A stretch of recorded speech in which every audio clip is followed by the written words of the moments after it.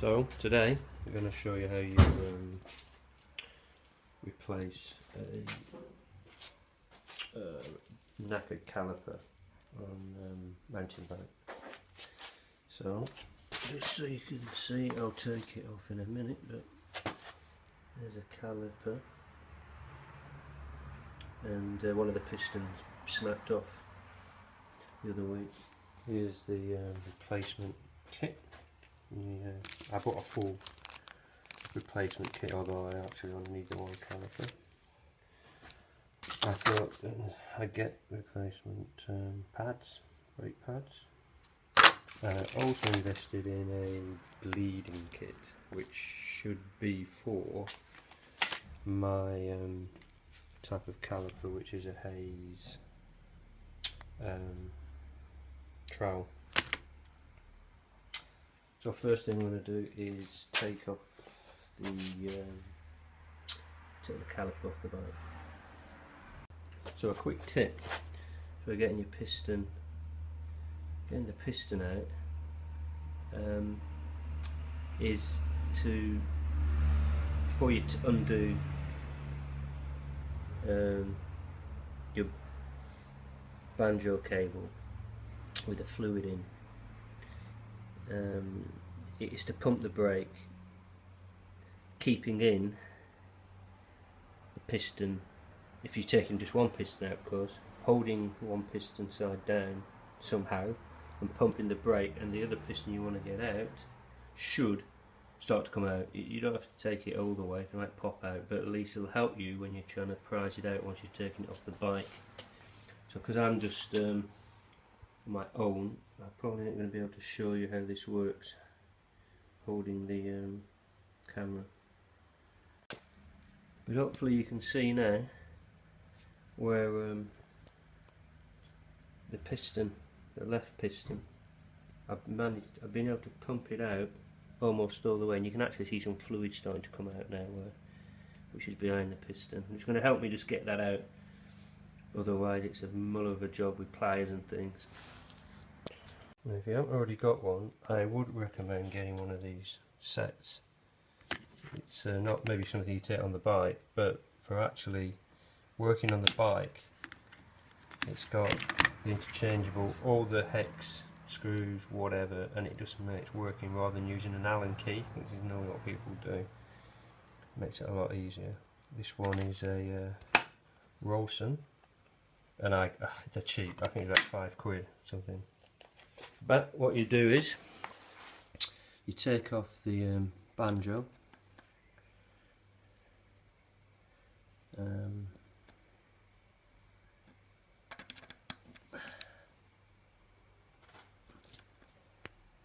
going to be tight because it's going to be tight. Okay, so after saying use that little driver, it's important you do not round or muller the hex in there, or else you'll be knackered trying to get it off. So what I had to do is get a bit of a more heavy duty thing, and as you can see, and just make sure you've got the right size hex on there, or else you will knacker it and you'll be in all sorts of trouble. So take off the banjo. Just bear in mind, unless if you don't know about these things, this has got .4 brake fluid in it, so you will get stuff coming out, but be prepared for that. So you want to try to keep the cable upright once it comes off, or else you'll have it all over the place. I can probably now, this is the joy of trying to do things with only one hand.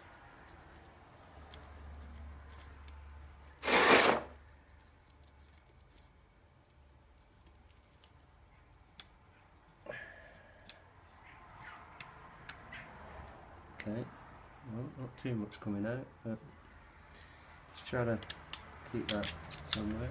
You see a bit of it. Then I'm just going to take the caliper off with these two screws, which I won't bother filming. Another little top tip, when you're working on the bikes or whatever, get a little plastic food container, put all the bits in and the nuts and bolts, because yeah, I've done it many times. I've put them on the floor, left them about, and you lose them.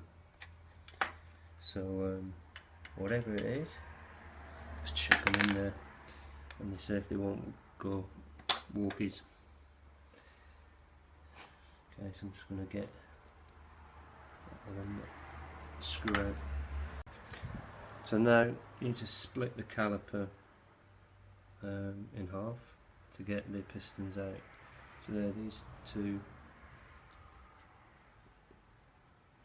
ones here. Another tip, actually, sometimes whilst if they're tight to get off, you can just loosen them whilst the caliper's still on the connected to the bike. That sometimes helps. So I'm just going to undo those two screws, and then this caliper should split in half and get the piston out.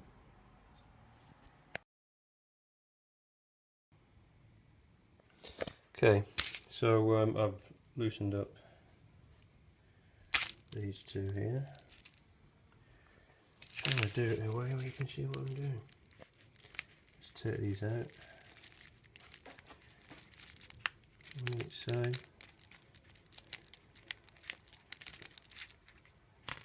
Okay.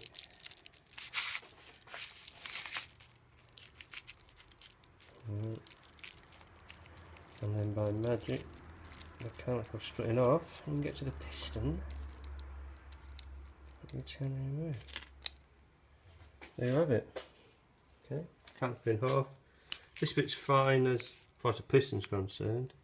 And we replace the brake pad, which you can just flick out. But this piston, got a dragonfly in it.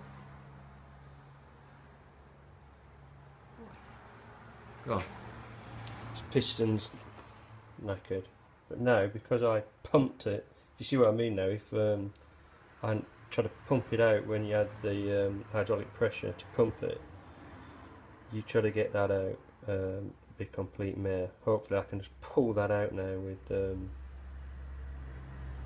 with some pliers. But it's kind of more than halfway out. In fact, you see, it just actually just pulled out. I could probably got it out with my fingers. So there's the piston, the old piston. It's difficult to see. I've got gamma light in here.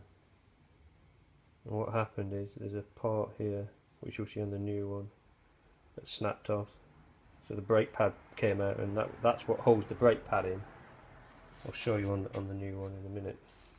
If you look here, what's inside the caliper, you can see some of the brake fluid left in there. So, and also there's a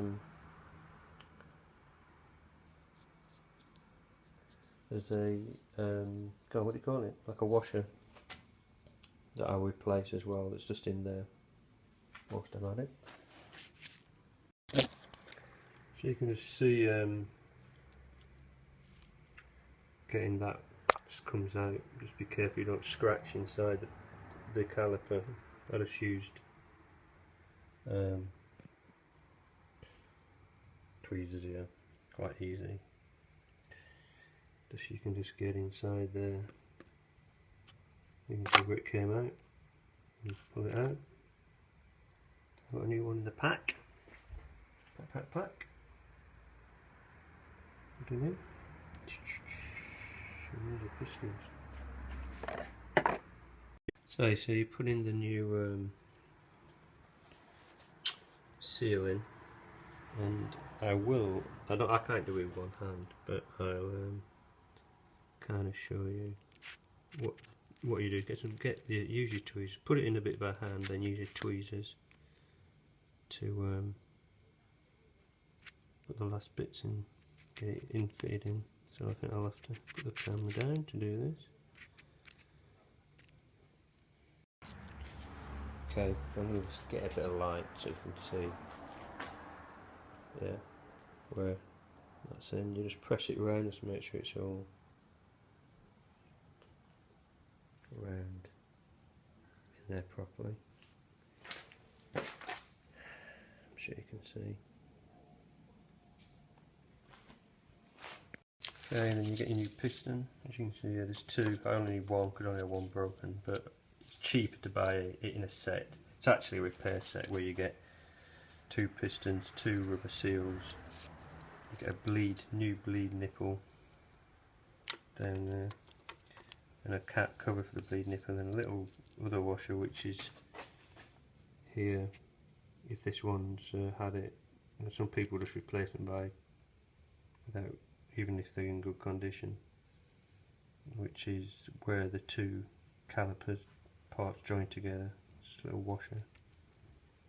But I'm just going to be using the one of the new piston. I'll show you the new and the old and what happened. So this is the old one. As you can see, this part in the middle, which the brake pad clips onto. Maybe it's easy to, you see it sideways on there. You go. That actually snapped off when I crashed, and the brake pad came out, so there's nothing to hold the brake pad in. So that's the whole reason I need to do this repair. New one, push that in. Yeah, sometimes this can be tricky. You've got to make sure you get it dead level when you press down, or if it gets wedged in, it will be a pain trying to get it back out in and in again. So you just get it square over and press down evenly with your thumbs on either side, or use something flat to push down. Again, I'm going to have to put the camera down to do this and push it in. It will be a bit tight to begin with whilst it goes over the washer, sorry, the seal that's in there, but once it gets past that, it should be easy to push it all the way in. Okay, so that was easier than I thought. I actually do this on a motorbike, where of course the calipers are a lot bigger and it's a lot harder. This I could just easily push it in with my thumbs. So that's the piston in, nice and easy. So I'll put the new brake pads on. I mean, you can do it now, or you can do it once you've connected the calipers back together. I don't think it really matters. This is obviously the pad from the broken piston that flew out. That's gone, but it's a good idea if you're replacing one pad, replace them both at the same time, and they just easily just pull out. You can see it's a little spring kind of affair there, and that is what presses on to the bit that broke off mine. They just push in. So this is off the part of the caliper where the piston's still fine, but you can see this one is a bit mullered anyway, and also is getting a bit worn down, so it's a good idea to replace them with bought two new ones. There they are. So let's get them out of the pack and put them on. As you can see how worn they actually were, the brake pads anyway. I should have replaced them. I don't think you can tell if you look at the thickness there and then the thickness of that one. You can tell pretty, hopefully you can tell that's a lot of thick. That's getting quite down to the bare metal there, that pad, but it's good to replace them. As I mentioned, this is easy. This is the easy part, because that spring on the back, you just put it over piston, press it in, and it clips in, and it's as simple as that. Easy. Do the other one now. So that's the two pads in. All I've got to do now is get the two rods back together. Voila, voila. Put it all back on the bike and bleed the damn thing. So it's just a case of putting the screws back in. Doing this the wrong way I know for you to see, but screw them back in. The two calipers back together. Okay, simple enough. By the way, this is a stroker trowel caliper, but I think on mountain bikes majority it's the same and it's the same concept for having pistons and the pads and bleeding, etc. So that's the caliper two halves back together. Let's fix it back onto the bike. So that's the caliper screwed back onto the bike, and then you just put the banjo cable back on. Make sure that you've got the washer each side. There's one on this side and one on the inner side. When you put that back, and make sure it hasn't come off or you've lost it, or you could get hydraulic leak and hydraulic failure, which you do not want when going down a steep cliff or whatever on your bike. You screw that back up nice and tight, and then I'll put the back wheel on and then bleed the brakes.